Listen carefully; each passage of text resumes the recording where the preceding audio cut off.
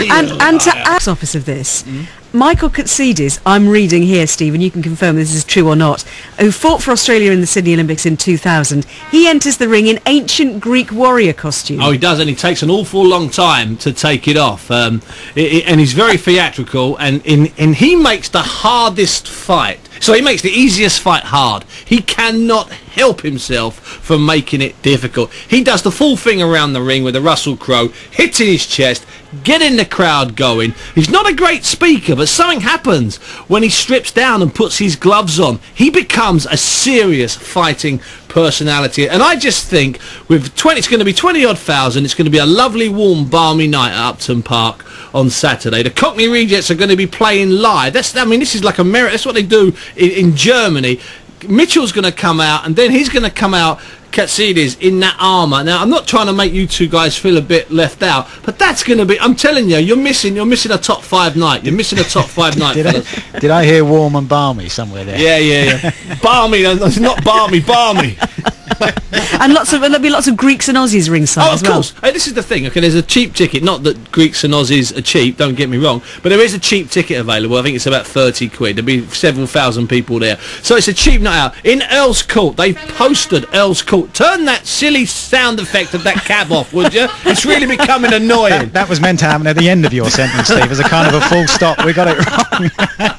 Hey, listen, you need plenty more. Never stop me. I'm in full flow tonight. No, the Aussies have been blanket promotional work in the Earls Court area, so there will be a lot of Aussies there, and they make an awful lot of noise, Aussies, as you know very well, Ellie. And I think there'll be plenty of Greeks as well, because it's not a million miles Upton Park to the northwest London area. They can come down the M11, A11, Bosh. They can be there in no time. I think we're in for, a proper old-fashioned carnival and knees up. I'm not, throw some more jelly deals on the barbie, is what you're saying. You do know that also that Kevin is involved. Okay, he's involved in reintroducing the eel, which becomes later on the jelly deal, back into the Thames, because Kevin's goal and aim in life is, in addition to possibly working on the underground and doing a little bit of work for cash in hand for his pal's dad, who's an electrician, Kevin wants to open up. Stop it for the last time. Kevin wants to open up a whole chain of pie and mash shops where British people go on holiday. That's the truth. That is absolutely... That is almost up with the revelation that Darren Campbell used to do a milk round at weekends. Doing it really fast. Yeah, exactly. He said if you nick one from the doorstep, he could run away pretty quickly.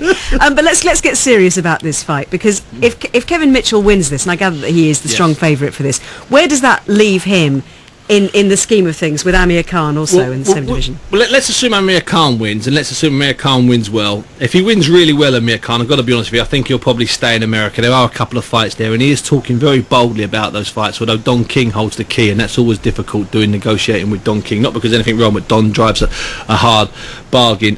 If he just wins okay, Amir, and if Kevin wins in good fashion, then I think there's the potential somewhere down the line. The problem being that Kevin at the moment is promoted by Frank Warren, and Amir Khan was promoted by Frank Warren, and these old rivalries, these old fallen friendships, they do create barriers that are sometimes insurmountable, but providing some sort of deal can be done, I could see Amir Khan against Kevin Mitchell. They both talked about it, and they talked about it quite a lot, and they've been talking about it for about 18 months. That would be a super fight.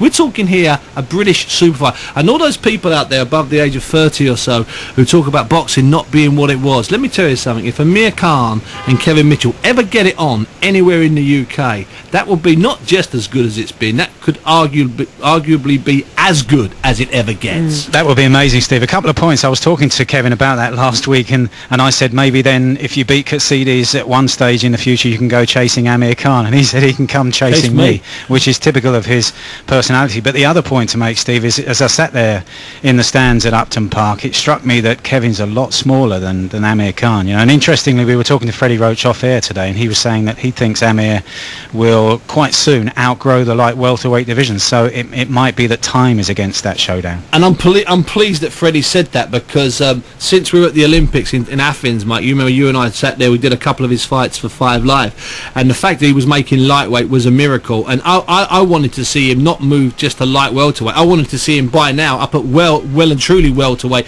if not even bigger, and I think Freddie's right. Freddie also, it has to be said, said, doesn't like his fighters to ever struggle at weight. You know that. He likes them comfortable, and it was him, in theory, that pushed Amir straight to light welterweight. Okay, it meant he avoided some very dangerous lightweights, but I wouldn't be at all surprised if we see Amir moving up one more weight. And Steve, as a long shot, what about Amir and Floyd Mayweather at welterweight? Well, I'm hearing... That's a long shot, but I tell you what, I wouldn't rule it out. Hey, listen, everybody's in the Floyd Mayweather business who's above 10 stone at the moment, Rich.